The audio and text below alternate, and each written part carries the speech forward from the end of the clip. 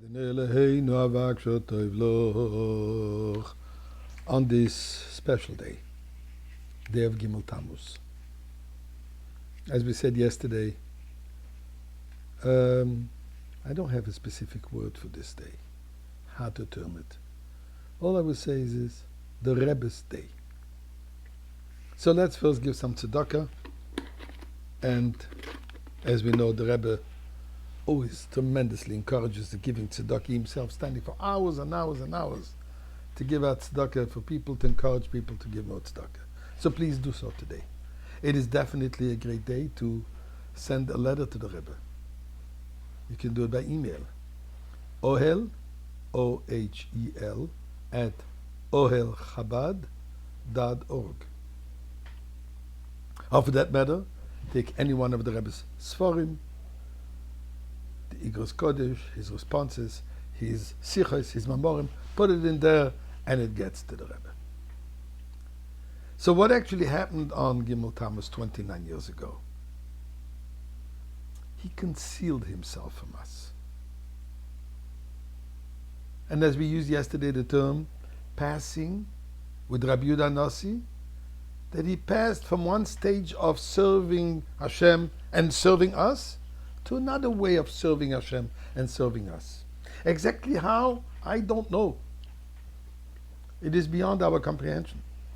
It's beyond our understanding.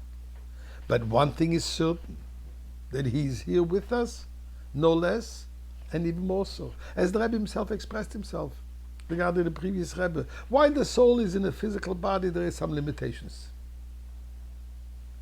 At the state where he is now, there are no limitations. And we see this in the Rebbe's responses. You ask a question, and the Rebbe finds a way how to answer, either through his books, or in dreams, or sending us an unexpected message, and so on and so forth. Anyone who just wants can experience this. Because what is a Rebbe? He guides us. He inspires us. He blesses us. He answers our personal questions, just like he did before. Body dies. Neshama doesn't die. And when you have a person who his body is neshama, who is so in tune with oneness of God, can't die. It's eternal. Now, we don't see it. This is our shortcoming. Because our vision, our perception is a very limited one. We're incapable of understanding this. We're incapable of seeing this. And let me just point out a verse in the Chumash. When the Torah describes the quote-unquote passing of Moshe Rabbeinu. Hagar told him to go on the mountain to stretch out, and God embraced him. And then it says the following. V'lo yoda ish es kevurosoi ad hayom hazeh. V'lo yoda. Nobody knows. Ish. No one. No one knows what? Es kevurosoi. The burial, talking about Moshe Rabbeinu, until when? Ad hayom hazeh, until today's day. Usually it is simply translated, explained, not translated because the translation is not exact. Because usually it's explained as what? That we don't know where Moshe Rabbeinu is buried. And as commentators say, so as not to make it into a idol worshiping, God forbid. So God made sure that we should not know where it is. But if that were the pasuk would have meant only, then grammatically it should have said differently. Ish es mekoim kevurosoi. Nobody knows the place of burial, because interesting, we do know the place of the burial. It says near the Baal Peor, etc. There is a description in Torah where it is. So why does the Torah say ish es kevurosoi? We don't know his burial, rather than saying we don't know his place of burial.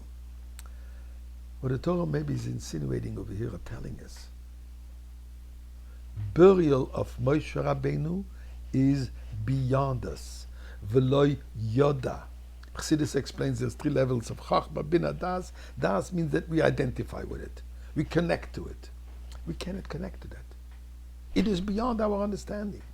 We do not understand how a person who physically we don't see him, how a person who was physically buried, as the Talmud says regarding Yaakov Lames. And when they ask the question, Yaakov didn't buy it, but he buried him, they embalmed him, they eulogized him. Says the Gemara, this is what seems to you. It appears to you that he died, but he didn't. So that's also true with the Rebbe. It appears to us that he is physically not with us, but he is. So on that day, we have to tune into the deeper dimension of life, tuning into our soul, connecting on a soul level. And this we do by learning the Rebbe's Torahs, by learning the Rebbe's teachings, by tapping into what he teaches us, and ultimately with the revelation of Mashiach, which we expect to happen.